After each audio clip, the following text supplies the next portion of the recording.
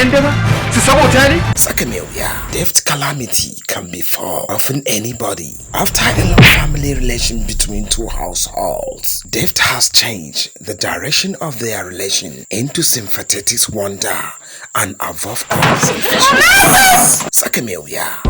Suna amma na kamar akwai damuwa a fuskokin ku. Ba ta damuwa kawai gajiya ce. Gajiya? To ai bari a yi maganin gajiya. Wannan ciki da wannan dan wani irin kayana ne. Fitsararre. Sa hankalinki a cikin jikinki kin gane ku. Baki ji ne? Husna. Wanda yake faruwa? Na zo ne na sanar ma abin da yake faruwa. Ciki. Idan har na yadda na je aka zubar da cikin na rasa raina zan yi. Kin san yadda ake nuna ni a garin nan kamar watan Ramadan kuwa? Amma ya haka ta faru? Saboda bata fada kanka ba. Wannan abun kunya ne babba. Ya za ka zo ka rinka damun kanka akan wata mace?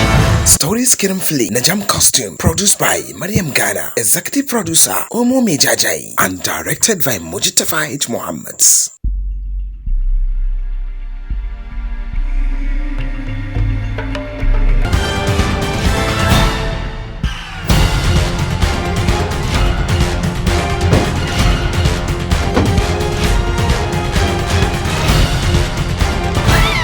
Tsaka mai wuya zai dinga zuwar muku akan YouTube mai jajaye TV da misalin karfe 8 na dare a duk ranar Asabar. Ku dai kada ku sha'afa, ku danna subscribe, kana ku danna kararrawa. Ta haka ne za ku dinga ganewa da zarar an sanya muku shi.